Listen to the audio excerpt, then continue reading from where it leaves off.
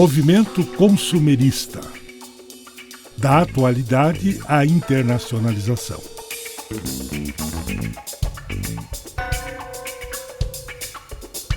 No Brasil, foram muitas as conquistas desde que o Código de Defesa do Consumidor foi colocado em prática.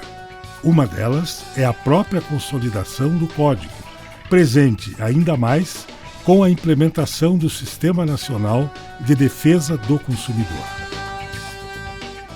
A sociedade brasileira precisa ser uma sociedade consciente da importância dos consumidores, não só das empresas. Se as empresas produzem e não têm consumidores mais, isso não vai funcionar. Então, de um lado, temos a maturidade de um adulto, mas, de outro lado, nas políticas públicas, às vezes, pensamos como crianças. Temos uma ingenuidade da criança que pensa apenas num lado da produção, da distribuição e esquece o lado do consumo. O Brasil vive hoje o seu bônus demográfico. A maior parte da população brasileira vive hoje numa faixa produtiva. Em 2030, essa conta muda, porque nós passamos a ter menos cidadãos brasileiros produzindo e mais cidadãos brasileiros vivendo do seu sistema de proteção social. É por isso que o desafio do futuro nos mostra que, do lado da manutenção desses 30 milhões de consumidores que ascenderam nessa classe, o combate à extrema pobreza, mas indiscutivelmente no aumento da produtividade. Os direitos do consumidor ganham o JEC, Juizados Especiais Cíveis, um mecanismo que facilita o acesso à justiça e auxilia na concretização dos direitos. Os juizados especiais começaram com os juizados de pequenas causas, uma experiência na comarca de Rio Grande, o Dr. Jardim, o Dr. Corte Real, e depois instalados alguns juizados de pequenas causas no Rio Grande, foi criada uma comissão em Porto Alegre, sob a supervisão de um desembargador, e lá pelas tantas eu fui designado supervisor. Logo em seguida, tratamos de ampliar a instalação dos juizados em outras comarcas e mudamos a lei, estabelecemos uma lei estadual dos juizados especiais, então, que passaram a ser chamados juizados especiais. Esse modelo de lei dos nossos juizados especiais é que serviu, então, para a implantação de todos os juizados no Rio Grande. E depois serviu de modelo para a lei que veio regular os juizados especiais no Brasil. A lei que cuida dos juizados, a 9.099, ela é fundada num projeto que saiu do Rio Grande, no modelo que nós tínhamos aqui. A parte civil, porque a parte criminal foi elaborada pela professora Ada e apresentada no Congresso pelo então deputado Michel Temer. E a parte dos juizados civis pelo deputado Nelson Jobim. Bem, com isso, os juizados se expandiram e se transformaram numa boa fonte de prestação jurisdicional. O amadurecimento do Código de Defesa do Consumidor também impulsionou a criação de instrumentos de auxílio. Hoje, nós temos um sistema com mais de 15 milhões de registros. Não se faz mais defesa do consumidor de uma maneira subjetiva, né? Discricionária. Se faz defesa do consumidor hoje com base na reclamação dos milhões de consumidores que procuram os PROCONs do país. Eu acho que esse legado de voz do consumidor, de trazer para o Ministério da Justiça a voz do consumidor, é um legado incrível que eu me orgulho de ter feito parte desse processo. Eu fui parte da equipe que trabalhou na integração dos PROCONs do Brasil, que construiu o SINDEC. Seriam tantas outras coisas estratégicas, né, nos últimos anos, mas eu destacaria também o fortalecimento do Sistema Nacional de Defesa do Consumidor, né? Nós construímos nos últimos anos uma institucionalidade do sistema, né? Um empoderamento de cada membro, seja ele um PROCON municipal, seja ele o PROCON estadual, seja ele o Ministério Público do Estado, seja ele o Ministério Público Federal, a Defensoria Pública, as entidades civis, né? Nós temos uma tradição pequena de associativismo no Brasil, mas as poucas entidades que têm, Nós trabalhamos bastante para fortalecê-las. Eu acho que é muito importante pensar hoje a defesa do consumidor sempre como uma continuidade e a melhoria nessa continuidade, seja nas relações de consumo propriamente dito, seja nas relações de uma maneira sinérgica, onde o mercado vem caminhando ao lado do empoderamento do consumidor para realizar aquilo que ele se destina, que é efetivamente trazer um maior grau de equilíbrio, harmonização. Eu vejo, em termos de Senacom, a necessidade de dar continuidade a todos os trabalhos que foram consolidados nesses últimos anos, principalmente da criação da Senacom, que se dá em 2012 e 2013, efetivamente, desde quando ainda era a DPDC e depois tornou-se secretaria, mas efetivamente eu acho que nós devemos ter em mente a necessidade de manter todas as boas práticas e dar continuidade, em especial, a alguns sistemas que vêm oportunizando a melhoria do trato em relação ao consumidor como um todo. A lei do consumo no Brasil foi uma lei que pegou, porque ela veio no começo desacreditada, pensava-se que ia tratar de pequenas demandas, mas na verdade ela é uma lei que assegura o direito da cidadania, na medida em que permite a reparação das pequenas ofensas e restabelece a posição do consumidor numa relação de igualdade ou quase igualdade com a empresa fornecedora. Então, penso eu, o Código do Consumidor hoje está consolidado no país. Diante das transformações ocorridas ao longo dos anos, surge a necessidade de atualizar o Código de Defesa do Consumidor. O código ainda continua muito bom para regular as situações que existiam em 1990 e que mudaram.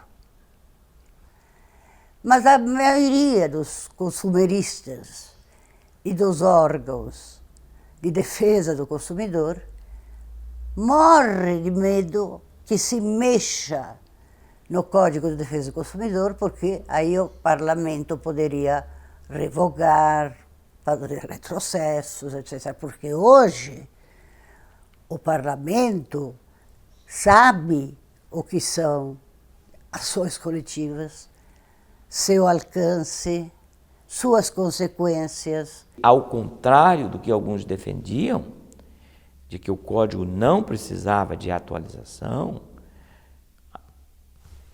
a rigor, como é que nós podemos ter um código que cuida dos contratos e não enxerga operações contratuais de consumo da ordem, hoje, de 70 bilhões de reais? Significa dizer que nós corremos o risco de deixar fora do CDC cada vez mais um número crescente de negócios jurídicos. Agora, o que vai acontecer lá para frente, no futuro, em outras reformas, nós não podemos prever. Mas certamente fenômenos como o comércio eletrônico, que não estavam presentes no momento de redação do código, acredito que é crível imaginar que alguma coisa parecida, não sei se com a mesma envergadura, venha a surgir e a demandar uma nova atualização, reforma. O que eu defendo é que não se mexa no código, mas se houver necessidade de se criarem legislações, eu chamo dessas legislações da constelação do Código do Consumidor, quer dizer, legislações que giram em torno. Não é? Por exemplo, o Estatuto do Torcedor. Vamos ficar no Estatuto do Torcedor. Quer dizer, seria conveniente colocar alguma coisa do torcedor no Código? Não, porque é algo muito específico. Só que o Estatuto do Torcedor, em 3 artigos, faz referência expressa ao Código do Consumidor. No que couber, né, aplica em matéria de ingresso, abuso na cobrança de ingresso, no que diz respeito aos contratos, no que diz respeito à publicidade e oferta, reporta-se ao Código do Consumidor. Corretíssimo, corretíssimo. Outro exemplo, no que diz respeito aos marcos regulatórios da Anatel, da ANEEL, da Agência de Águas, todas as agências reguladoras, não é, falam do usuário. Quem que é o usuário? O consumidor. E fazem referência ao Código do Consumidor. Corretíssimo. Não precisa mexer no código. O código está lá, com seus princípios básicos, de acordo com a declaração da ONU, não é, da lei tipo. Eu acho que a jurisprudência está evoluindo, né? E é possível que haja retrocesso aqui e acolá, mas o resultado final do debate jurisprudencial, eu confio em que ele seja no sentido da evolução, né? Porque na situação em que nós estamos vivendo, né, o Brasil campeão mundial de processos judiciais, nós temos, segundo o levantamento do CNJ, Justiça em Números, né, cerca de 100 milhões de processos, né, todos os anos entram mais de quase cerca de 30 milhões e como não há solução de todos esses processos, vai havendo acúmulo e no fim, hoje a situação é essa de termos cerca de 100 milhões de processos. Dentro desse quadro, né, é claro que muitas soluções são possíveis. É lógico que a sociedade é dinâmica e se nós formos pensar hoje, há 20 anos atrás, em 1994, o mundo era completamente diferente. A vida hoje é completamente diferente. A velocidade da comunicação, da tecnologia e, portanto, da sociedade de consumo também, né, ela é completamente diferente. Então, permanentemente, nós nos deparamos com os desafios e desafios de regrar essas novas realidades. E nós vamos dar conta disso, porque o Brasil tem capacidade disso, já provou isso, tem um conjunto de profissionais ligados à área jurídica, por exemplo, e não só à área jurídica, mas a diversos segmentos, capaz de dar conta disso, de dar conta dessas novas realidades e do regramento dessas novas realidades. A questão é o que será regrado, o que constará nessas regras, né? E aí eu volto a dizer, nós precisamos de um processo de fortalecimento da sociedade civil. Porque o setor econômico, o setor produtivo, ele já está suficientemente organizado, aparelhado e rico o suficiente para dar conta dos seus interesses. Absolutamente. O consumidor não. O consumidor não tem um aparelhamento social suficiente. O Estado tem um arremedo. Os PROCONs fazem o que pode, não é culpa dos PROCONs, mas fazem o que podem em defesa do consumidor. Mas esse faz o que pode tem limites, né? E é preciso que a sociedade civil, até com riscos de extrapolar, porque muitas vezes, quando você cria movimentos sociais, a tendência às vezes é que esses movimentos saiam num primeiro momento, indo muito além do que deviam, mas faz parte da primeira infância mesmo, né? Mas aos poucos as coisas se acomodam. O futuro da defesa do consumidor no Brasil depende do fortalecimento da sociedade civil. Não é que seja inefetivo o código é ótimo. Eu acho que não precisa mudança nenhuma, porque sobre endividamento e comércio eletrônico tem previsão, é contrato. Contrato tem previsão no Código do Consumidor. Ele não é o código analítico, ele foi feito para ter situações gerais realmente, né? E não é um código de 1.200 artigos, é um código de 120 artigos. É para ter coisas gerais e não coisas especiais. Então, eu não sou muito favorável à ideia de reformas assim picadas do Código do Consumidor, não é? Que, infelizmente, e os colegas que estão fazendo são de extrema competência. A professora Cláudia Lima Marques, o Herman Benjamin, do Superior Tribunal de Justiça, o ministro Herman Benjamin, Bruno Miragem, são pessoas assim extremamente competentes, comprometidos mesmo com a defesa do consumidor. Não é a eles que eu me dirijo com essa crítica, e sim ao sistema, né? Eu acho que não é oportuno se fazer uma reforma do Código do Consumidor, porque no Congresso Nacional isso daria ensanchas a modificações não previstas e queridas por aqueles que de boa vontade querem fazer essa reforma no Código. O futuro de qualquer lei é ser reformada. Primeiro, porque nenhuma lei nasce perfeita. Hoje eu vejo dispositivos lá. Cada dispositivo daquele passou pela minha revisão. Porque, como eu disse, eu fui o assessor do relator, do deputado Joaci Góes. Mas é obra humana. E eu confesso que eu era muito jovem naquela época, não tinha experiência legislativa. É até um milagre que o texto seja o que seja. E a cada dia eu via alguma coisa, mudava. O deputado Joaci Góes reclamava muito. Mas você muda muito. Mas tinha que mudar. Então, primeiro isso. A lei já nasce imperfeita. Mas há um outro aspecto. É que a legislação do consumidor vem para regrar as relações humanas no mercado, que por natureza é mutável. Uma das características de qualquer mercado é a velocidade das transformações. E neste período de 25 anos, muita coisa mudou. Primeiro, a internet. Nós não tínhamos a internet. E, por certo, não podíamos tratar de algo que não existia. Evidentemente, não seria possível cuidar do comércio eletrônico, que não demora, vai superar em volume aquilo que nós chamamos de compra olhos nos olhos. Nós não tínhamos o superendividamento das pessoas, dos consumidores, de uma forma massiva como hoje. Pessoas endividadas existiam, mas não como uma coletividade de dezenas de milhões de pessoas que estão absolutamente inviabilizadas na perspectiva financeira.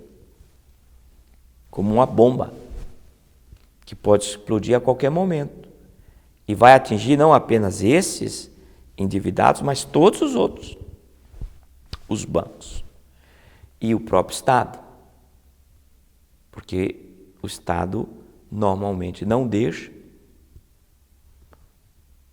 que os bancos, sobretudo os grandes, venham a quebrar. Alguém poderia dizer, deve deixar. Se foram irresponsáveis, deve deixar. Mas o que se vê, houve crise no Brasil, houve crise nos Estados Unidos e em outros países do sistema bancário, e os governos centrais interferem para evitar a quebradeira generalizada. Este problema do superendividamento não existia desta forma que temos hoje.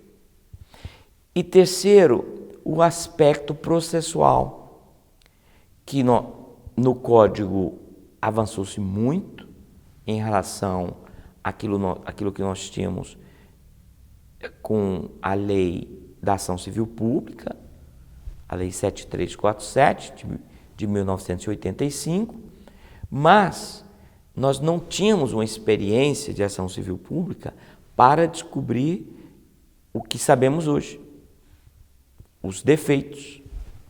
Ou seja, esse modelo extraordinário da parte processual do CDC, criação fundamentalmente da professora Ada Pellegrini Grinover e do professor Kazuo Watanabe, isto hoje precisa de ajuste. Daí a nomeação ou criação pelo Senado de uma comissão de juristas de atualização do Código de Defesa do Consumidor. O nome correto é reforma, porque não é só uma atualização. Mas eu sugeri ao presidente do Senado que nós chamássemos de atualização, para evitar criar, de um lado, expectativas exageradas e, de outro, receios exagerados, preocupações exageradas. E essas três áreas foram então enfrentadas por essa comissão de juristas. O Senado Federal já aprovou por unanimidade parte da reforma proposta pela comissão de juristas e agora está na Câmara dos Deputados. Eu imagino que em algum momento, talvez não tarde muito, a Câmara venha a aprovar esse texto que no Senado foi aprovado por unanimidade. Então, em termos de atualização, já está em curso. E quando nós terminarmos essa atualização, daqui a alguns anos, temos que aceitar que o código certamente vai precisar de novas atualizações. Na verdade, 3 grandes temas que estão no PL 3514, que é o antigo PLS 281 de 2012. E nesse projeto, o foco é o mundo digital. É o comércio eletrônico, a contratação à distância, que não é só nacional, mas também internacional, né? Então, ali, procura se adaptar a todo o entorno do direito do consumidor. Por exemplo, o tema da autodeterminação dos dados, a privacidade, como se dará esse comércio eletrônico, como se dará essa publicidade do comércio eletrônico, que também é muito forte, né? Nós somos campeões mundiais de spam, que são mensagens não demandadas, né? Então, enquanto o Código de Defesa do Consumidor tinha um direito de arrependimento, no artigo 49, é pioneiro para a sua época, ele já não mais funciona em alguns aspectos do comércio eletrônico, infelizmente. Muitas vezes não é nem o comércio eletrônico, é parte da contratação, como as empresas têm muito pouco estoque, né? O consumidor vai à loja, quer ver o produto, ele diz, nós temos o produto, mas o senhor vai ter que ver na internet, porque temos lá em São Paulo, temos lá em outro lugar. E aí ele vê aquilo ali, eu quero, mas ele não visualizou mesmo o produto. Tem produtos que são de experimentação. Então, é claro que temos que dar um direito de arrependimento também para esse que vai na loja que não tem mais estoque. As coisas realmente mudaram e muito ou da publicidade ou mesmo da comercialização se dá através de meios à distância, sem a presença física da pessoa. E isso é uma vulnerabilidade agravada, né, que tem que ser refletida melhor. O código nem fala em internet, fala em telefone, nem me lembro mais como é aqueles livrinhos que mandavam antes, né, para as pessoas. Então, realmente, temos que trazer esse código para o século XXI. E o segundo aspecto é o superendividamento, isto é, houve essa massificação do crédito, né? Estamos vivendo a ressaca do crédito. É um risco sistêmico no país, né? Que não pode ser resolvido através de pactos ou setoriais, não é? É porque precisa o legislador brasileiro tomar a si essa tarefa, né? Não cabe ao executivo legislar, não cabe ao judiciário legislar, cabe ao legislativo. Então, nós temos realmente que resolver o problema dos consumidores através da atualização. Ao redor do mundo, os consumidores também ganharam voz. Em alguns países, grupos passaram a se organizar em prol dos direitos. A partir desta movimentação é criada, em 1960, a Consumers International, uma federação mundial de proteção e defesa do consumidor. A entidade, em 2016, tem representação em cerca de 120 países, com mais de 240 organizações filiadas. Consumers International is the global voice for consumers around the world. We have 240 member organizations, large consumer groups, small consumer groups, IDEC, Protesta here in Brazil, for example, and others. And we lobby the UN and other bodies for good consumer protection standards. We lobby in our own countries on consumer protection. And we have official status with the UN and other organizations. So when we speak, they listen, and we're speaking for 240 consumer groups all around the world, millions and millions of consumers. I've been president of Consumers International for the last 4 years, and it's been a period of real growth and change for Consumers International because the marketplace for consumers is changing. We now have an increasingly globalized economy, the digitalized economy, and the new tools available in the digital world to mobilize consumers, mobilize voices, put pressure on bodies that we want to pass good regulations or put pressure directly on companies or industries. So My job, working with our excellent Director General, who runs the organization on a day-to-day basis, my job has been to be part of helping to shape the new strategies and the new ways of proceeding forward, so Consumers International is becoming more and more powerful as the voice for consumers around the world, and that's what has been a great satisfaction for me for the last 4 years. Consumers International is the voice of consumers globally, but actually we need to start speaking with consumers. If we do that, if we empower consumers, then we will empower ourselves even more.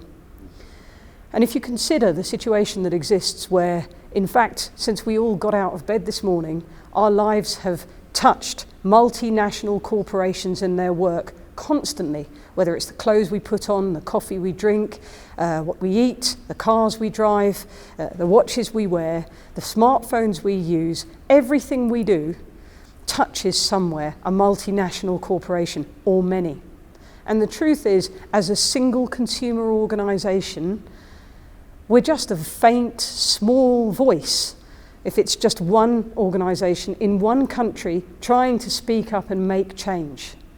What we need to do is work out how together we can change and adapt as a movement so that actually we can have global impact, that we can be a very strong, effective coalition, so that actually we're making impact together, like our own version of a multinational. A noção forte da cidadania que o direito do consumidor e a proteção do consumidor tem é uma ferramenta muito forte também para entender que cada um de nós, todos os dias, com cada ato de consumo, desde pegar o bonde até comprar refrigerante, lanche, ir para o cinema, qualquer coisa, estamos fazendo um ato de consumo. E que essa escolha nossa tem uma força. Então, penso que essa experiência que eu comecei a ter quando cheguei a Chile, eu conhecia um pouco do que estava acontecendo na América Latina. Mas quando eu cheguei a Consumers International, a grande experiência que eu consegui foi começar a saber o que estava acontecendo no resto dos países. E mais ou menos você pode dizer que os caminhos foram mais ou menos iguais. Mais dificuldades, menos, mais apoios, menos apoios, mais força, menos força, mas iguais. E eu acho que agora que eu, desde 2 anos atrás, estou coordenando o programa legal global da Consumers International, isso também me deu uma nova, um novo interesse e muito novo conhecimento, sobretudo, do que está acontecendo no mundo. Yo creo que lo más importante es, desde mi punto de vista, es que si hoy hacemos una comparación de lo que existía en materia de protección al consumidor hace 20 años atrás, 25 años atrás, y lo que hoy existe, los avances son muy importantes. Eso es en materia, por ejemplo, de legislación, sin duda. Hoy tenemos legislación de protección al consumidor en todos los países de América Latina.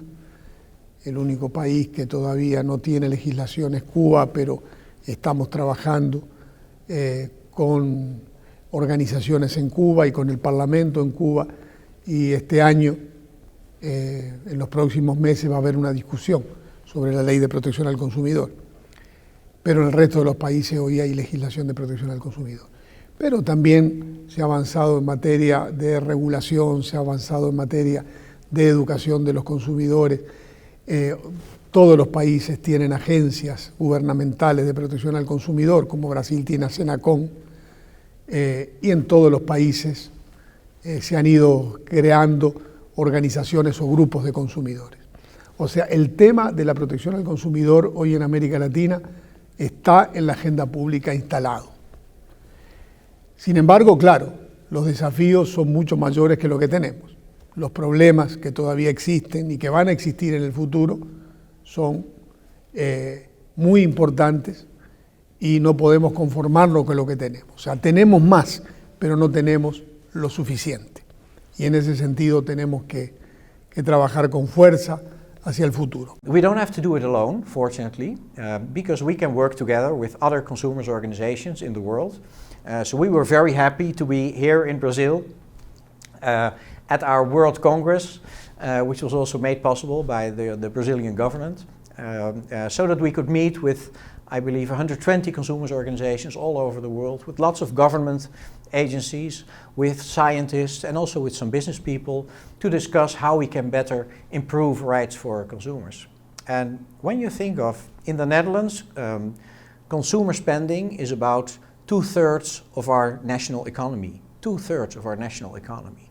So that only shows how important it is to ensure consumer rights, because it's not just good for consumers, it's good for the entire economy as a whole. And that's why I think it should be a big priority for our government. And we were very happy that the Brazilian government was so kind as to receive us here in Brasilia and make this fantastic World Congress possible. A UNCTAD faz parte da Organização das Nações Unidas e foi criada para promover ações que envolvem o comércio y el desenvolvimiento internacional. La UNCTAD es la Conferencia de Naciones Unidas para el Comercio y el Desarrollo, ¿no? Cuando surgimos en el 64, viene a llenar un vacío institucional importante en el sistema internacional de comercio, porque lo que teníamos en ese entonces era el GATT, un acuerdo básicamente de aranceles y comercio, que era lo que quedaba de la Carta de La Habana, que era el gran plan, el master plan de cómo reconstruir el sistema económico después de la Segunda Guerra. Y en ese master plan realmente estaban todos los ingredientes, ¿no? de cómo establecer una gran organización internacional de comercio en 1947, y donde había temas no solo de aranceles, sino de cómo tratar, por ejemplo, las prácticas anticompetitivas de las empresas, es decir, regulaba no solo el comercio, las políticas públicas, sino también las prácticas anticompetitivas. Y todo eso cayó porque la Carta de La Habana en 1947 no fue finalmente pasada por el Congreso de los Estados Unidos. Y la UNCTAD, una de las cosas que hace es bien allanar ese vacío institucional, encargándose de los temas que le interesaban al desarrollo, a los países en desarrollo, en relación al comercio, vinculando comercio con desarrollo. Y ahí retomamos, entre otros, defensa de la competencia, ¿no? Anti-competitive business practices. Y estaba todo en esa carta de 1947, pero había un tema, el único tema quizás, de los que vemos en la actualidad, que no figuraba en esa carta, que eran los consumidores. ¿Okay? Y entonces Naciones Unidas, haciendo una larga historia muy breve, en 1980 se logra reunir por primera vez una gran conferencia internacional para fijar los principios y los reglamentos que habrían de regular el comercio vinculado a las prácticas anticompetitivas. Y ahí se comenzó a ver también la vinculación de la política de competencia en su conexión con la defensa del consumidor. Estamos hablando de 1980. De a poco, todo esto comienza a tener una evolución institucional y hoy nos encontramos con que tenemos unas guidelines, unas orientaciones sobre defensa del consumidor desde 1985,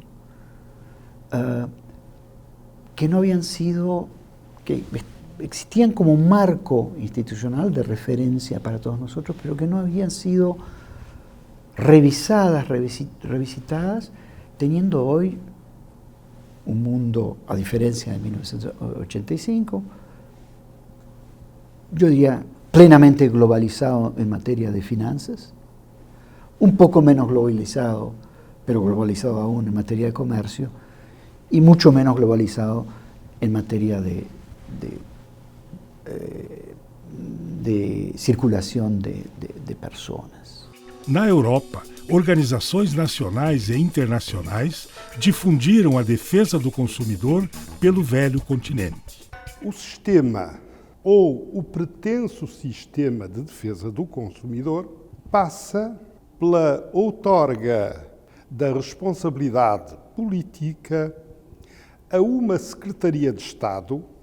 Hoje, curiosamente, a Secretaria de Estado cometida ao Secretário de Estado adjunto da Economia e do Comércio e, como órgão de execução, uma Direção-Geral do Consumidor diretamente dependente do Ministério da Economia.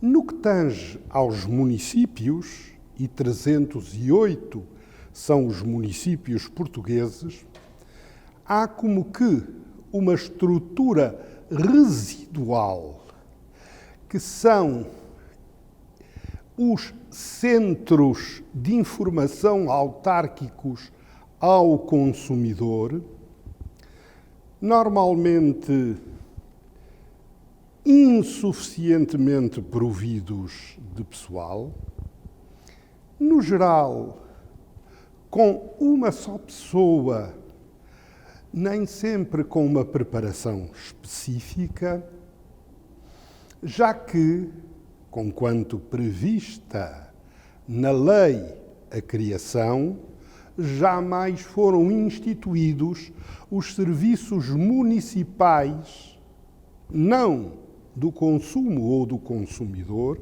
uma espécie de PROCONs com atribuições e competências específicas, mas meros serviços municipais de informação ao consumidor, que não têm, para além da informação prestada ou dispensada ao consumidor, outras funções que não sejam as elementares de mediação nos conflitos, mas sem uma mediação autêntica, autónoma e genuína. O que é que nós fazemos? A Direção-Geral assessora o Governo na elaboração e na execução da política de defesa do consumidor. E para isso tem, entre outras responsabilidades, a obrigação de coordenar o que nós chamamos o sistema de defesa do consumidor, mas que infelizmente não tem uma estrutura tão organizada como tem aqui o sistema do Brasil. Em Portugal, este sistema, quem é que abrange? Abrange, por exemplo, os municípios, que têm responsabilidades específicas em matéria de defesa do consumidor, que é algo que se percebe porque a proximidade no tratamento e na recepção dos consumidores é fundamental. Só que em Portugal, como se calhar no Brasil também para algumas experiências, em Portugal a população está muito concentrada de norte a sul na faixa do litoral, o que não impede que haja muitos consumidores a viver no interior do país. Muitas vezes esses consumidores são pessoas mais idosas ou algo desfavorecidas e a nossa preocupação é de trabalhar com os municípios para que eles possam atender e responder o melhor possível às necessidades dos consumidores do ponto de vista local. Numa primeira fase, até a metade da década passada, até 2005, 2006, 2007, assistimos a um grande aumento dos direitos dos consumidores, ou seja, os direitos dos consumidores foram sendo gradualmente melhorados. E desde então tem-se assistido, quer na Europa, quer em Portugal, a uma diminuição dos direitos dos consumidores.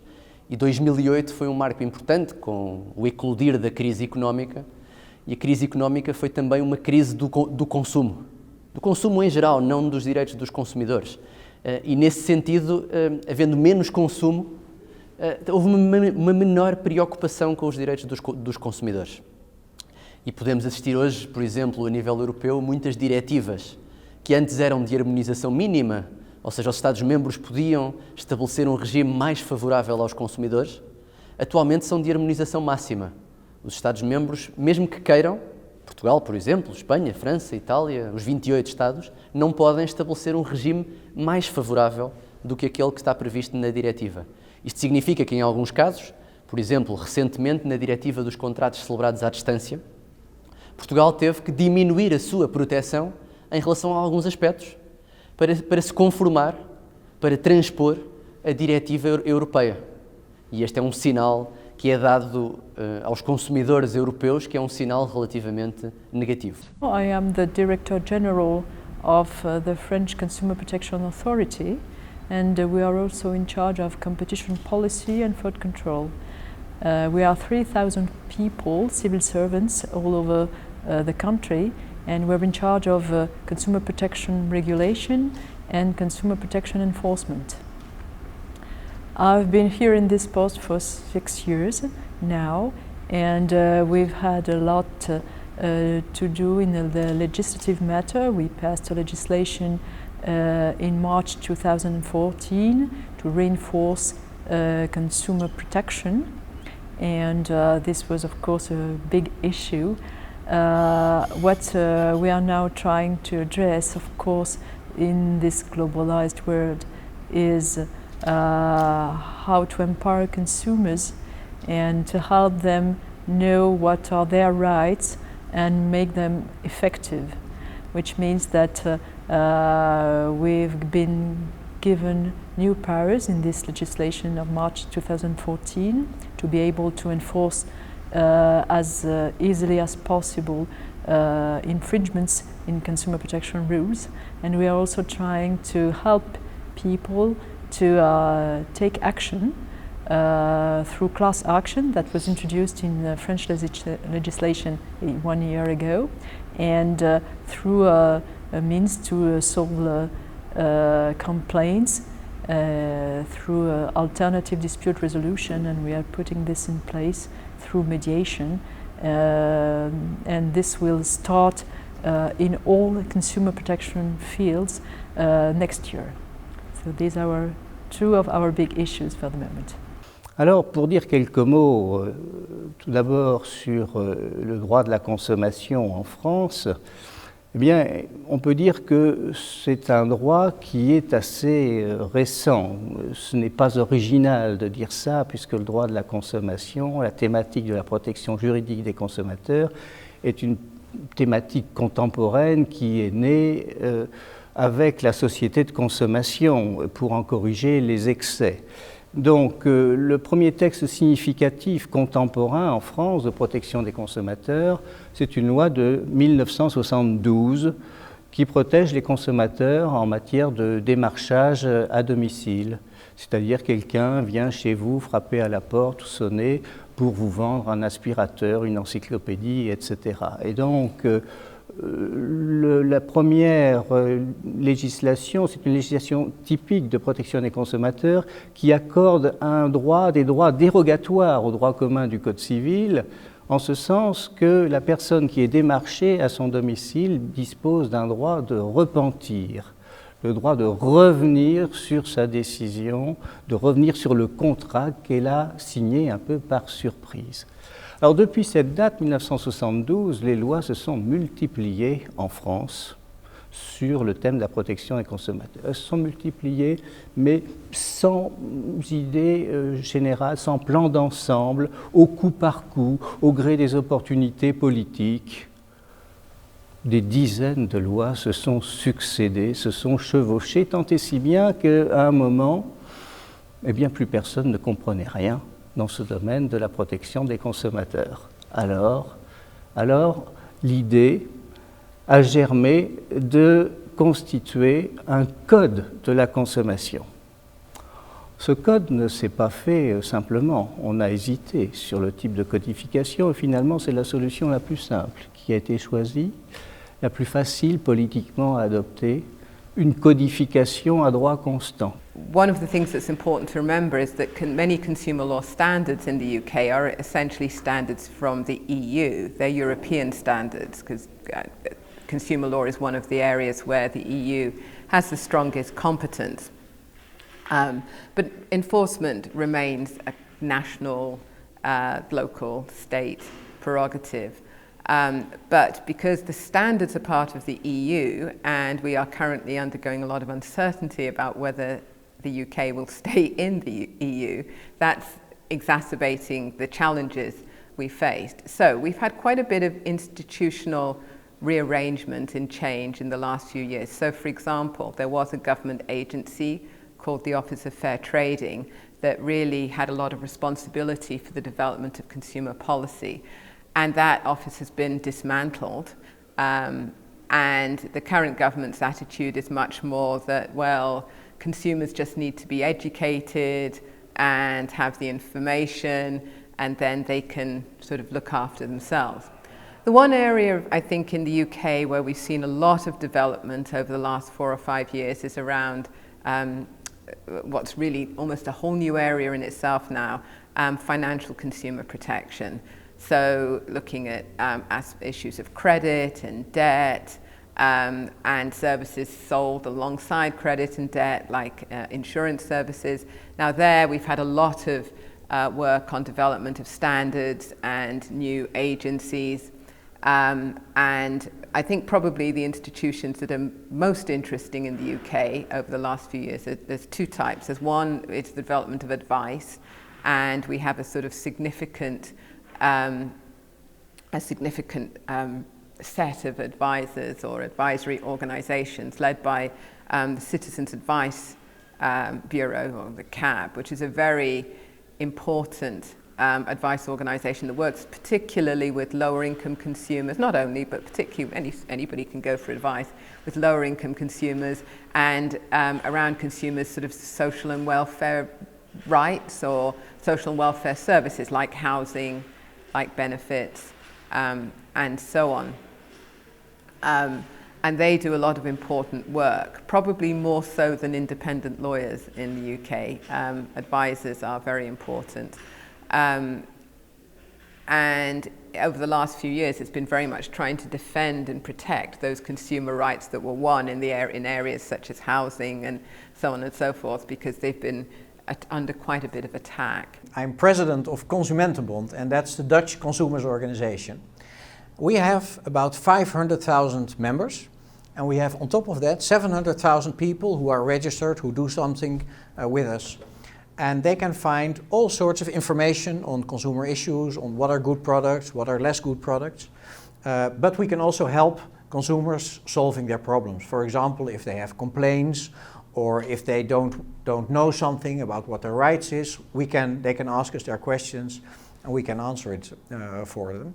And we offer a lot of services that just make life easier or cheaper. So we can help you switch from one energy provider to the next, or your mobile phones, or health insurance, or car insurance. So it's a whole lot of services that go from information to solving your problems to just making life a little bit easier. And in the Netherlands, actually, the level of consumer protection is quite high. We do this partly in the Netherlands, but of course also mostly in the European Union. So most of the Dutch consumer policies don't come from our capital, which is The Hague, but they come from Brussels, which is sort of the European capital. So that's very important to us. And the level of consumer protection is quite high. So the big problem usually is not having rights, but how to exercise your rights. And that is actually quite difficult, also for Dutch consumers. And that's partly because companies don't know quite well what consumer rights exactly are, and consumers themselves, they don't know it that well either. So we can help a little bit, of course, by explaining to consumers what their rights are and telling companies, sometimes nicely telling, sometimes we campaign for that and we tell it a little bit less nicely. And so we help to make it easier for consumers to get their complaints, for example, handled. Wir haben im deutschen Verbraucherschutzrecht, stehen wir vor dem Problem, dass sowohl die Marketingstrategien der Unternehmen natürlich immer feinsinniger und auch aggressiver werden und zum anderen der technische Fortschritt dem Verbraucher zwar auf der einen Seite nützt, auf der anderen Seite aber neue Gefahren mit sich bringt. Zu denken ist etwa daran, dass elektronisch gezahlt wird, dass es viel um Datensicherheit geht, dass der Verbraucher nicht mit Geld, sondern mit seinen Daten für ein Produkt bezahlt und wir insofern diese neue Entwicklung zur Digitalisierung auch auf der Ebene des Verbraucherschutzes begleiten müssen und dem Verbraucher hier auf jeden Fall auch zur Seite stehen müssen, dass er nicht von neuen Herausforderungen bzw. neuen Verlockungen der digitalen Welt überrollt wird und insbesondere auch der Umgang mit seinen Daten verantwortungsvoll geschieht. My job is to develop consumer policy within Germany, to have dialogue with industry, with consumer organizations, and especially to find out what are the problems for different consumer groups.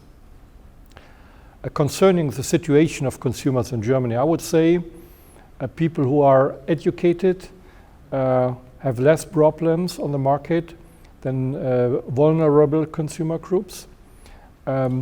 People who had special interest in internet, for example, have less problems than people who are a little bit afraid of these new technologies.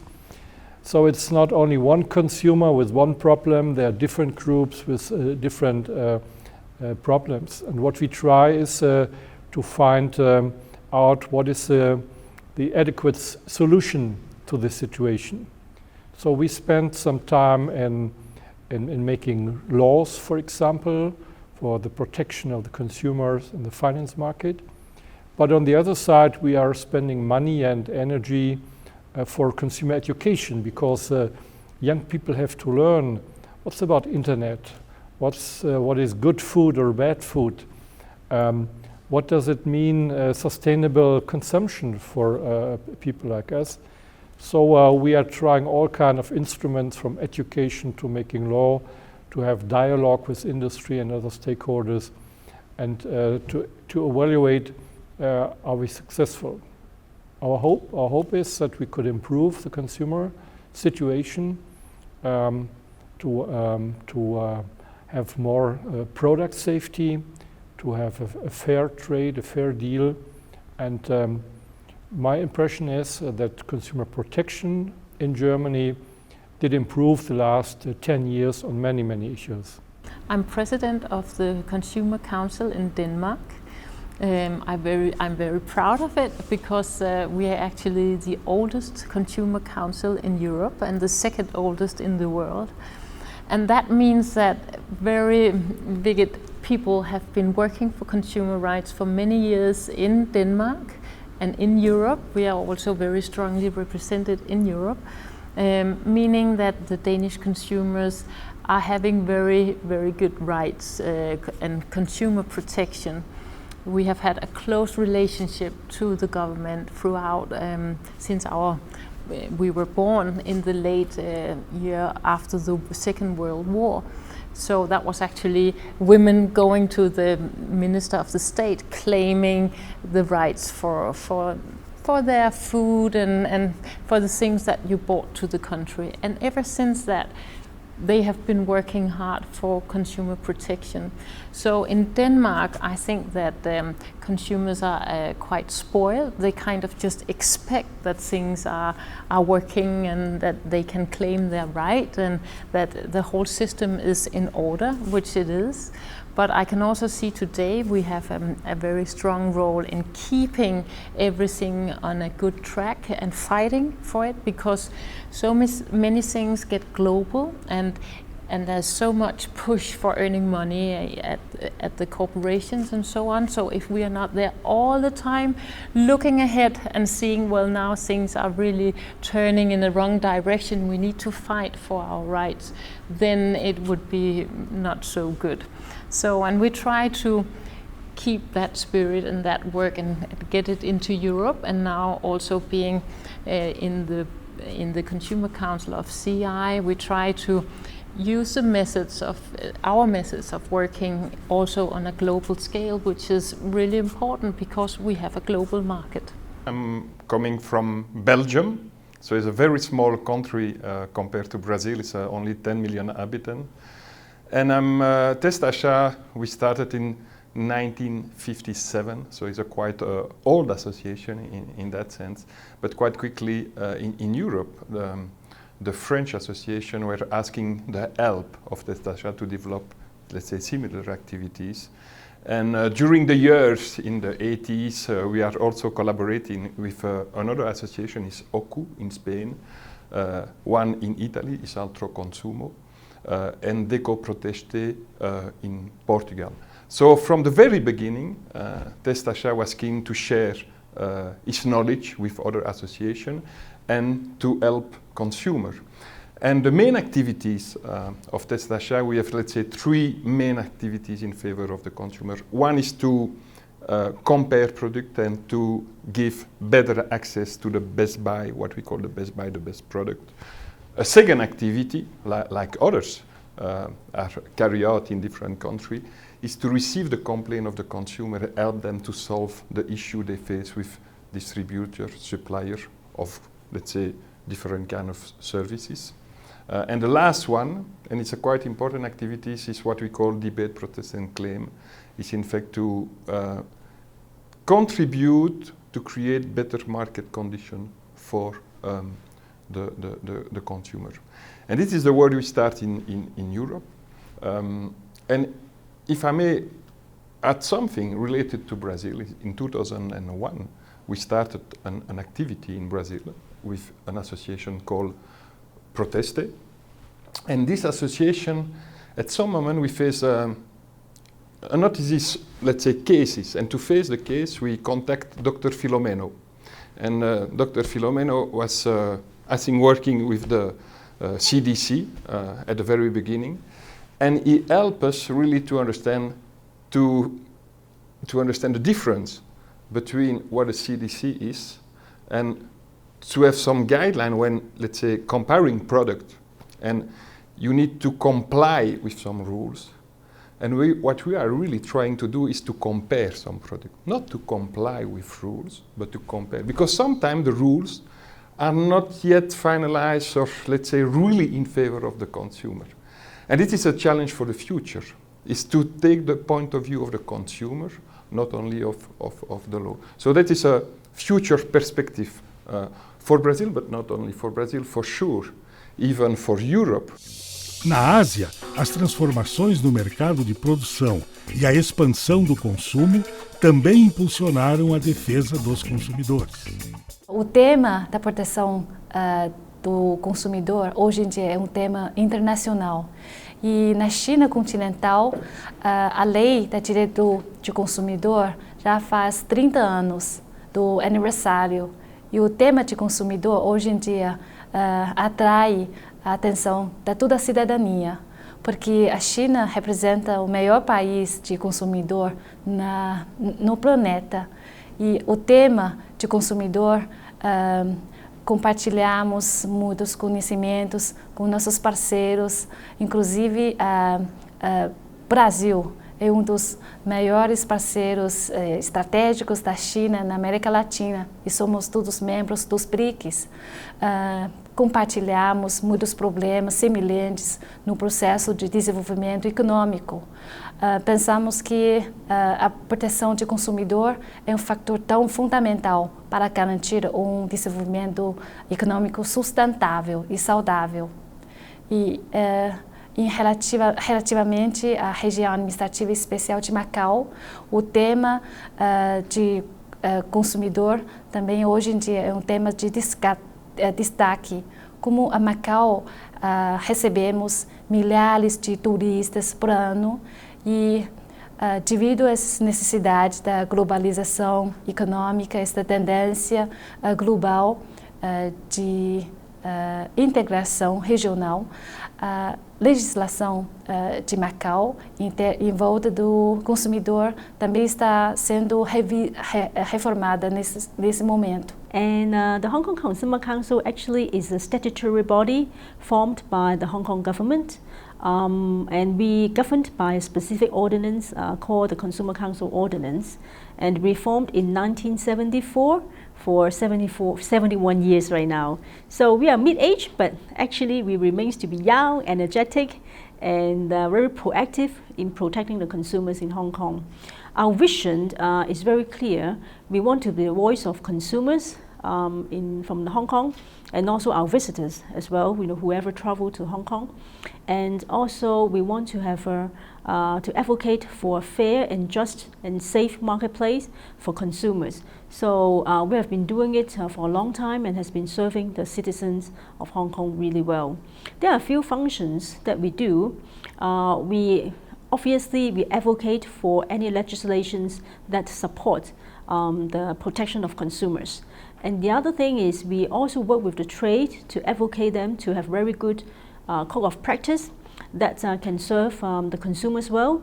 And finally, of course, is to provide information to consumers to empower themselves, because apart from legislation, another form of protection for consumers is to educate them well so that they know how to protect themselves.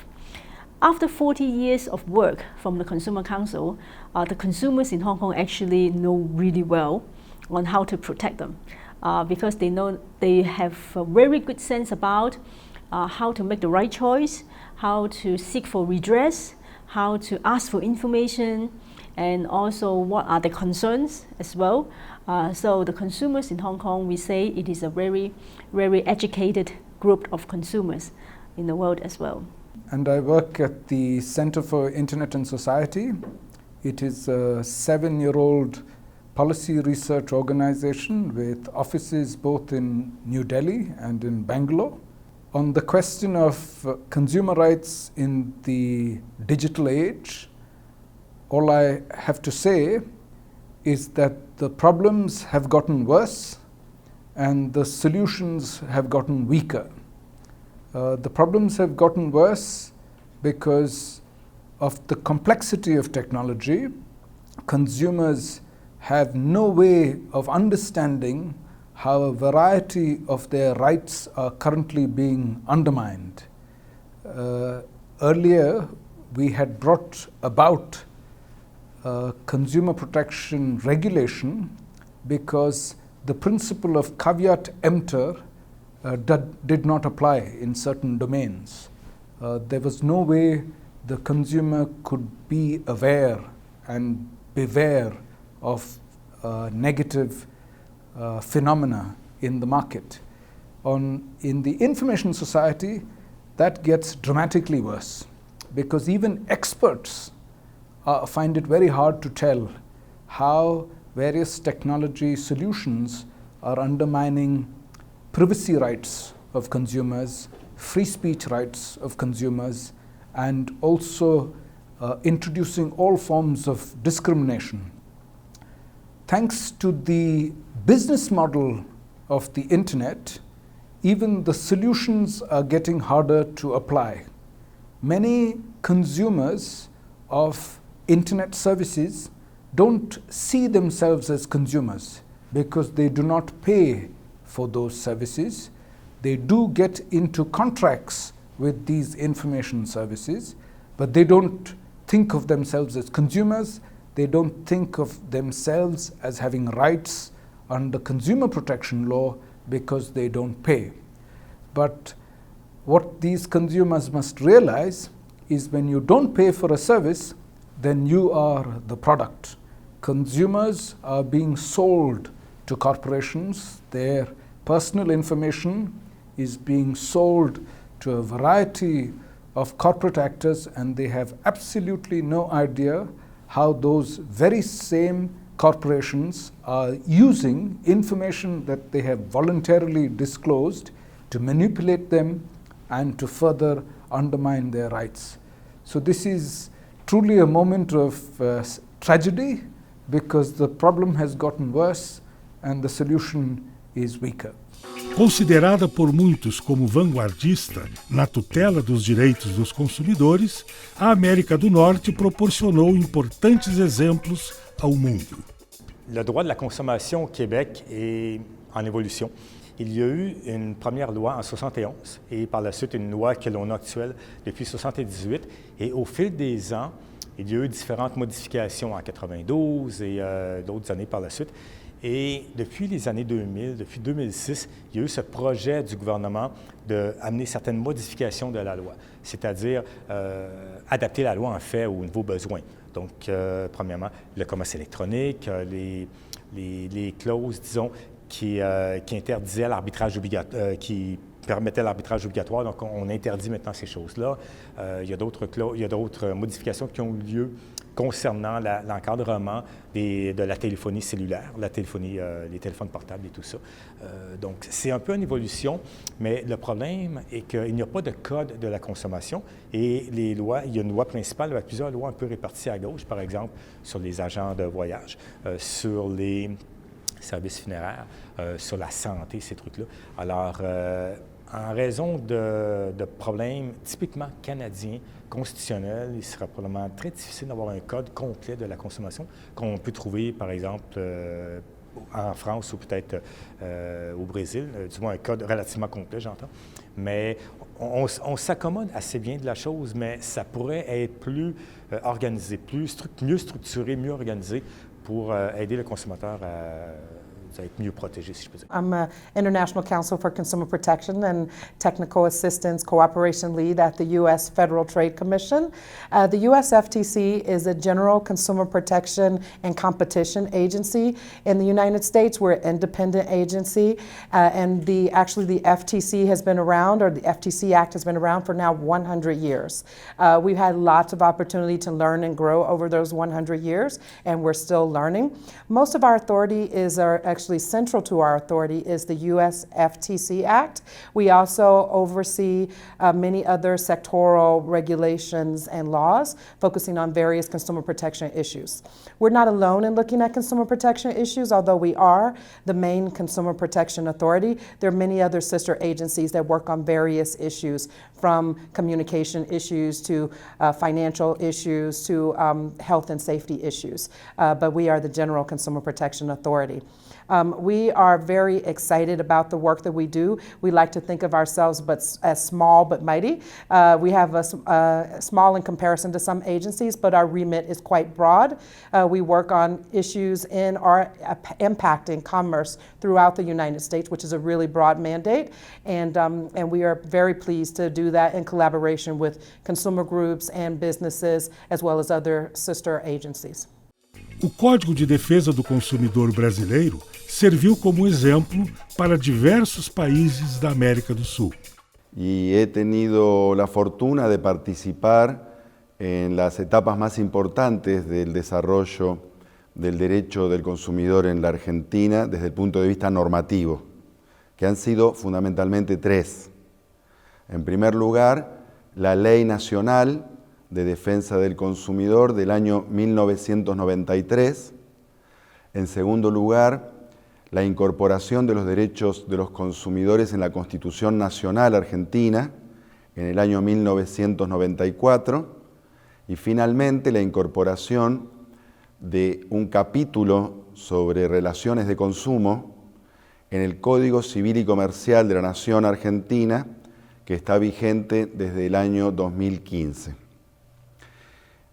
Todos los casos significaron conformar un sistema jurídico de defensa del consumidor que necesariamente lleva a los operadores del derecho a un diálogo de fuentes que hoy en la Argentina existe a los efectos de garantizar la defensa del consumidor como exige la Constitución Nacional en el artículo 42. Pero lo primero fue la ley. En el año 1993, 10 años después de la recuperación de la democracia, la Argentina tuvo su Ley Especial Nacional de Defensa del Consumidor, que es una ley general que tiene como base el sistema legislativo español. En verdad, comenzaron los primeros proyectos de ley para que se sancione en la Argentina en los primeros años de la democracia, año 86, 87, pero fue muy lento el trámite legislativo y recién en el año 1993 tuvimos nuestra Ley Nacional de Defensa del Consumidor. La Ley de Defensa del Consumidor organiza el sistema de protección a través de soluciones sustanciales de derecho civil y comercial, todo lo relativo a contratos, responsabilidad por daños, publicidad, información, servicios públicos, pero también tiene un capítulo referido a los procedimientos administrativos y finalmente el acceso a la justicia y el proceso judicial para la defensa del consumidor, tanto en materia de acciones individuales como también acciones colectivas. Y respecto del derecho del consumidor, yo tuve ocasión de decir en el acto inaugural que el destino último, el éxito del derecho del consumidor está atado a la política que un país, una provincia, una región sostenga. Si esa política es de la tradición liberal, individualista, que prescinde de lo social, de lo comunitario, para estar solamente preocupada por la libertad personal, por lo individual, por lo de cada uno, yo no creo que el derecho del consumidor llegue a tener una enorme, como debe tener, una enorme trascendencia. En cambio, si ese país, esa provincia, esa región, adhiere a una concepción de vida social, comunitaria, piensa en función social, como dice el Código Civil del Brasil, y no se queda en lo individual, en lo personal, el derecho de comunidad, el derecho del consumidor usuario ha de tener un destino muy importante, muy importante. Porque yo he observado en mi país, en la provincia de Buenos Aires, la ciudad de Buenos Aires, no la provincia, la ciudad de Buenos Aires está gobernada por un partido tradicionalista, conservador, lo que nosotros decimos de derecha. Y allí el derecho del consumidor no tiene prácticamente vigencia. Cuando la gente protesta porque diariamente los precios suben y el costo de la vida aumenta, las autoridades le contestan, pues ustedes tienen que reclamar, ustedes tienen que protestar, pero el gobierno se cruza de brazos, el Estado no interviene. Y las asociaciones de derecho del consumidor tienen poca vigencia. En cambio, en otras provincias, donde en la concepción política es de tutela a los consumidores, es de protección a los débiles, nosotros encontramos una situación muy diferente. ADELCO es una organización que está en Argentina desde 1980. Este año cumplimos 35 años, es la organización más antigua y la verdad es que seguimos trabajando como el primer día. Si bien han cambiado las áreas estratégicas y en este momento quizás el área más importante que trabajamos es el área de alimentación y salud, no hemos descuidado el resto de las áreas y seguimos trabajando, incluso hemos incorporado algunas áreas nuevas como responsabilidad social, por ejemplo. Es muy difícil trabajar en Argentina en este momento. Como decía, desde 1980 hemos pasado por muchos gobiernos, por muchas etapas, algunas más fáciles para trabajar y otras más difícil, pero hace ya un tiempo que es muy difícil trabajar para nosotros, fundamentalmente por dos razones. Primero, porque somos una organización independiente del poder político partidario y del poder económico. Entonces, eso es una causa que nosotros mantenemos, tratamos de ser una organización independiente, y eso nos ha traído algunas consecuencias que no son favorables para la organización. Y en segundo lugar, porque nosotros, al tener que tener esa independencia que está establecida por ley, no podemos recibir dinero de la política partidaria ni de las empresas.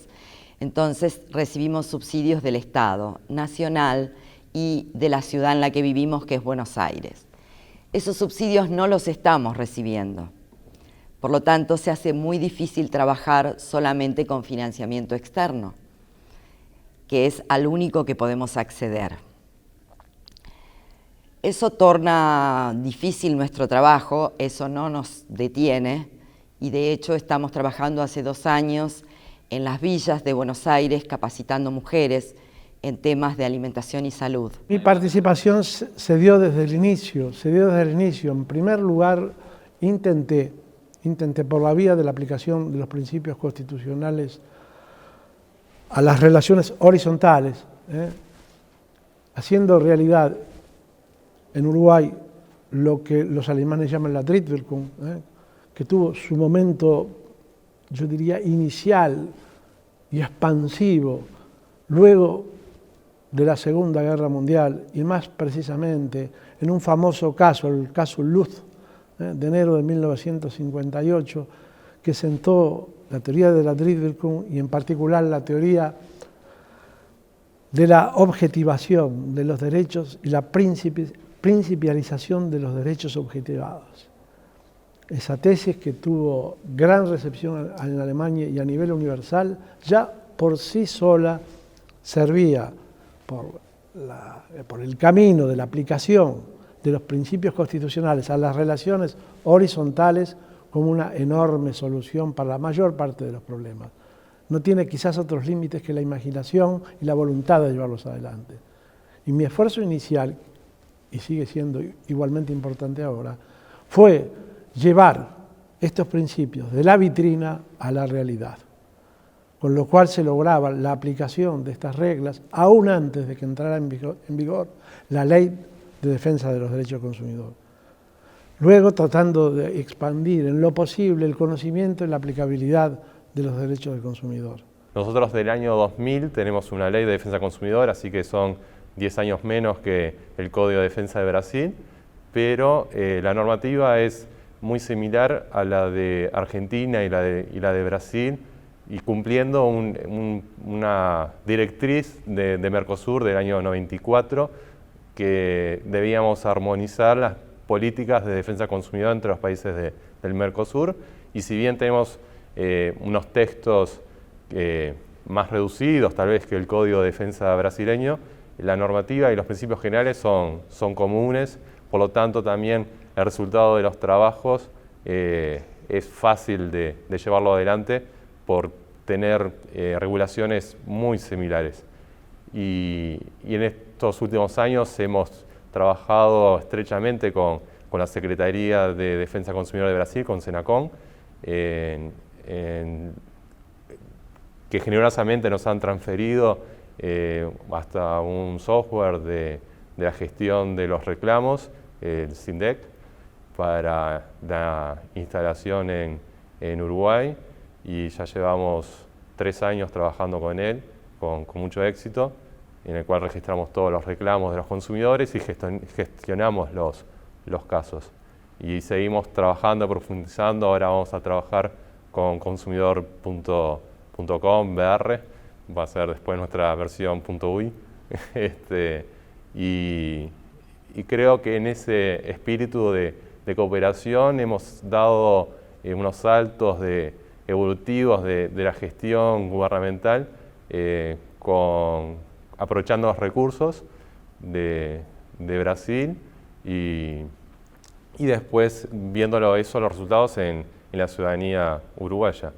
Y ahora estamos viendo realmente los resultados en este tiempo.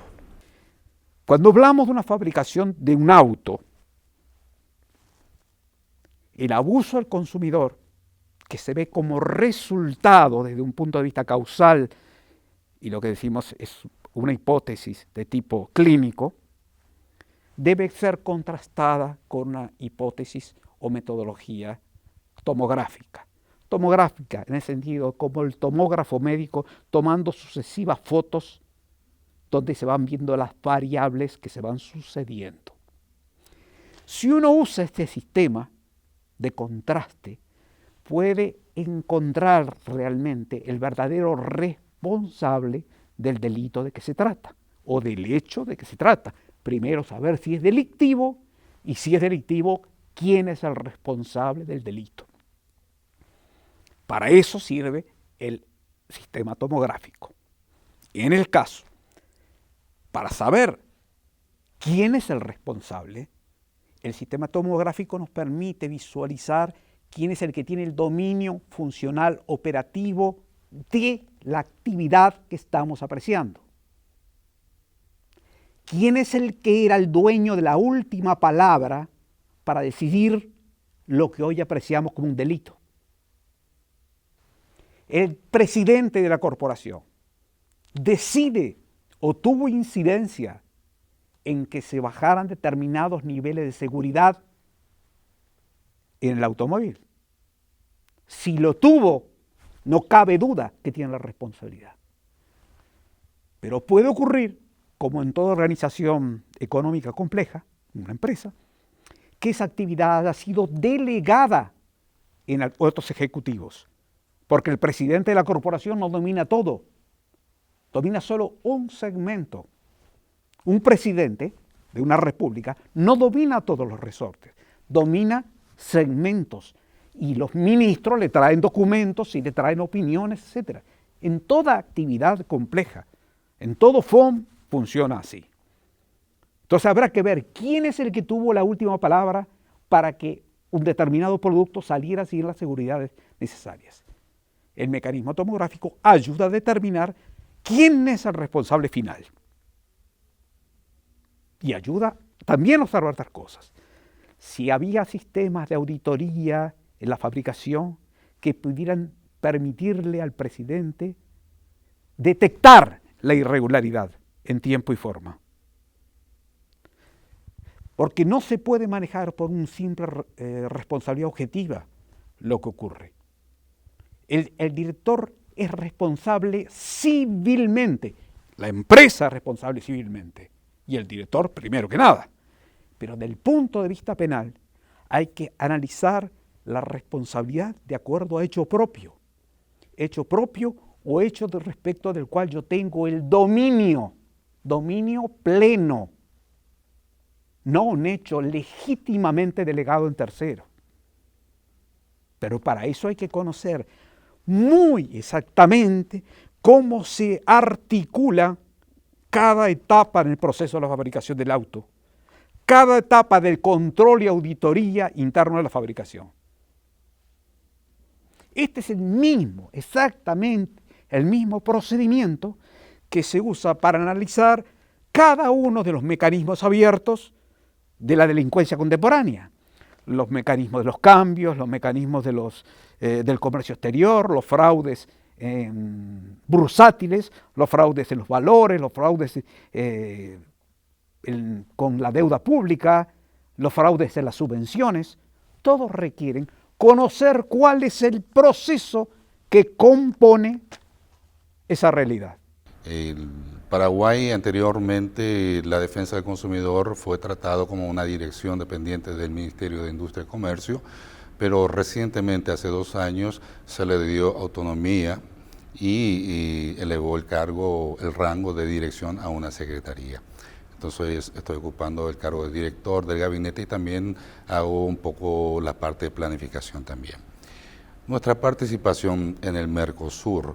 Para nosotros, el Paraguay, el Mercosur realmente consiste, como lo ha dicho nuestros compañeros, este es un equipo atípico de negociación del Mercosur, el 77 Defensa del Consumidor. Yo incluso no lo llamaría de negociación, porque prácticamente cuando se negocia, uno piensa que negocia posiciones. He tenido la oportunidad en el 98, 99 de participar en otro equipo, en otro comité técnico de negociación, en donde uno iba con posiciones, ¿sí? Yo te doy una, vos me das otra. Y es ver negociar, tratar de sacar la mayor ventaja para el país. Pero el 77, cuando participé en la primera reunión del 77 en Argentina 2014, fue, bueno, esto no es negociación, esto es un equipo de cooperación. ¿Por qué? Porque prácticamente todos venían ahí con la intención de poner lo mejor en la mesa. Era como ir a una feria, ¿sí?, en donde uno tenía la opción de elegir, ¿sí?, las experiencias, los productos, ¿sí?, las vivencias de los países para poder llevarlos a casa. ¿Sí? Era como llevarse, la reunión resultaba, uno llegaba a casa con muchos souvenirs, ¿sí? Es así que el Mercosur, el 77, nos alentó muchísimo, como que somos una secretaría de reciente formación, teníamos muchas cosas por hacer, pero gracias a este espíritu de colaboración de todos los países, nosotros hemos podido dar en un corto periodo de tiempo pasos bastante importantes, ¿sí? Tal es el caso del SINDEC, del Sistema de Información de Defensa del Consumidor, desarrollado por Brasil, por supuesto, que pasó primero a manos de Uruguay. Hicieron un fantástico trabajo de adaptación del sistema de portugués al español, y de ahí a nosotros nos tocó un poco más fácil, ¿sí? Ya un trabajo mucho más elaborado. Na América Central, a proteção dos direitos dos consumidores também gerou mobilização. Tenemos que decir que en El Salvador la defensa, la protección de las personas consumidoras ha logrado avanzar sustancialmente en el país.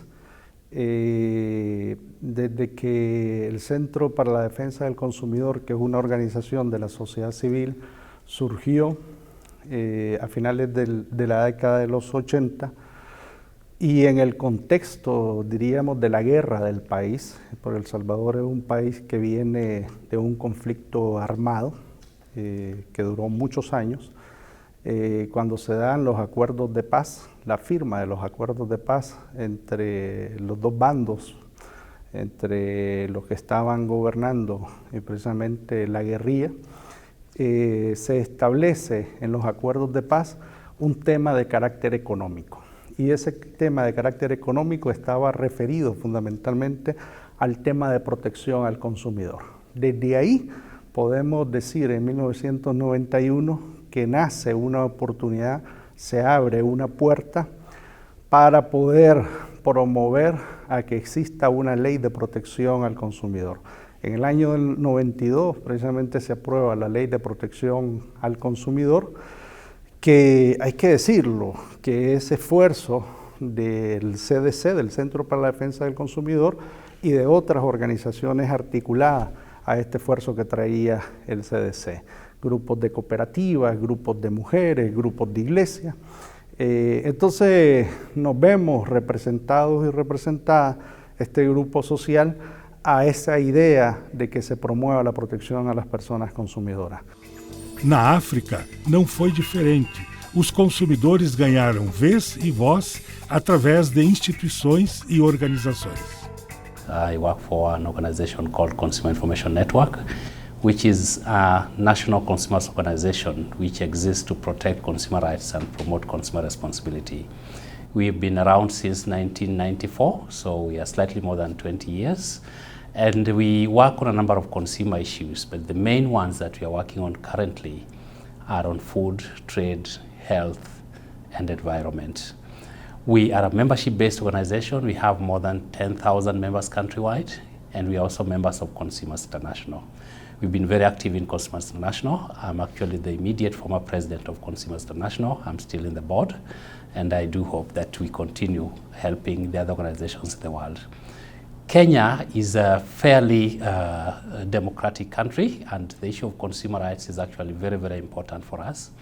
We've been able to bring in consumer rights into the constitution, so we are maybe the only country in Africa or amongst the very few in the world which has consumer rights in the constitution. Article 46 of the constitution, which is within the Bill of Rights, spells out that consumers have rights, and the rights that are mentioned in the Constitution are: 1, the right to information, the right to safety, and the right to redress. And then it says that the government has to take action to protect consumers. We have also been able to develop the Consumer Protection Act since 2012, and now we have a Kenya Consumer Protection Agency, which is more or less in charge, the Kenya Consumer Protection Committee, which is the agency which is responsible for consumer protection within government. It is government funded, and it is a government agency. I come from the Republic of Benin, a small country in West Africa. I am chair of League for the Consumers' Defense in Benin, a main organization who defend the consumers' interests in Benin. We work on quality of services in telecommunication. We work on quality of water for consumers. We work on money saving for consumers in Benin. We make a lot of campaign. We are the first organization who make a big campaign against GMO since in 2004 in Benin. It is a strong organization who work with government. We work hardly to implement the first law who protect consumers in Benin today. It is the sum of result we have in our organization. This organization is created in 20 February in 2018. 1918, excuse me, and we have nowadays 17-year-old. A defesa do consumidor deixou de ser uma política isolada, de um Estado ou de uma organização apenas. Eu acho que houve uma grande evolução da defesa, o fortalecimento principalmente dos órgãos de defesa do consumidor. A Defensoria Pública agora tem um papel fundamental, porque até então a gente tinha somente o Ministério Público atuando efetivamente na defesa do consumidor. Hoje a Defensoria, praticamente todos os estados, se não me engano, todos os estados hoje, existem defensorias públicas, concursados, pessoas que querem fazer um trabalho sério na defesa do consumidor. Os PROCONs também estão se fortalecendo cada vez mais. Então, eu vejo que esse papel institucional ele é fundamental para que o governo adote políticas públicas de educação do consumidor, que na verdade é isso que nós precisamos. Nós precisamos que o consumidor seja consciente, seja educado. Para isso nós precisamos de órgãos que fortaleçam essa ideia, para que o governo seja sensível nesse sentido, não só de legislar em prol do consumidor, mas de adotar políticas públicas na educação do consumidor. Eu pessoalmente até 87 fiquei no PROCON. E nesse período o PROCON era filiado a uma organização internacional, a Consumers International. Naquela época não era IOCO, International Organization for Consumers Union. E o PROCON sendo associado à Consumers International me deu também, e a outras pessoas do PROCON, a outros membros da equipe do PROCON, a oportunidade de conhecer como era a defesa do consumidor em outros países do mundo, né? E aí que eu tive a oportunidade de conhecer associações de consumidores, algumas associações poderosas, né, em países mais desenvolvidos, que realmente tinham um protagonismo, né, para enfrentar as grandes questões que são colocadas, né, nesse embate do consumidor.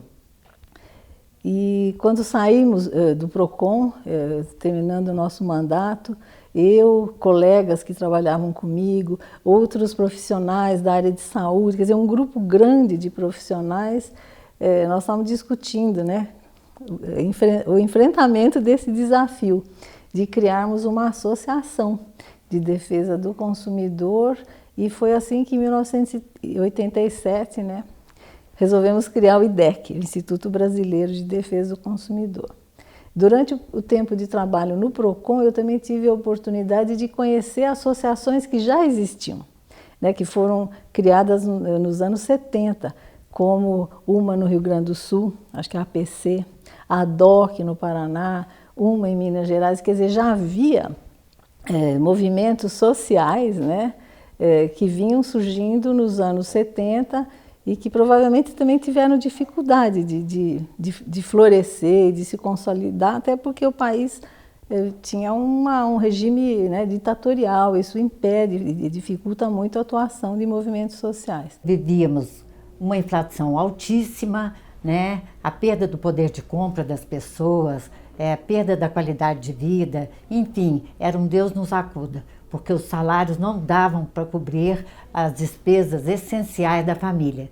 Foi então que, motivados pelo PROCON estadual, nós resolvemos também, a exemplo de países desenvolvidos, a criar uma entidade de donas de casa e consumidores que realmente fosse atuante, que comparasse preços, que fosse para a rua e que, através de pressão, nós conseguíssemos acabar com os abusos que estavam acontecendo em cima da população. Na Constituição de 88, nós tivemos uma participação bastante significativa, ou seja, levamos aos constituintes 390 mil assinaturas pedindo para que fosse incluído no novo texto constitucional a proteção e a defesa do consumidor.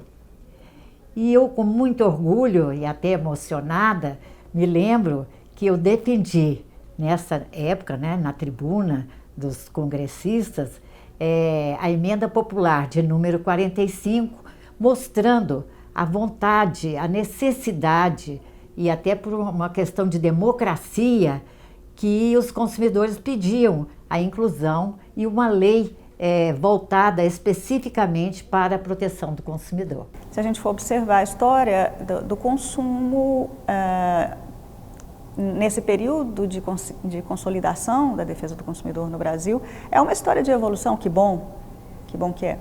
Então são desafios que se apresentam, mas eu sou sempre muito otimista, porque acho que sempre se apresentaram e nós sempre conseguimos de alguma forma enfrentar. Vamos enfrentar, mas certamente precisando rever conceitos jurídicos, institutos jurídicos.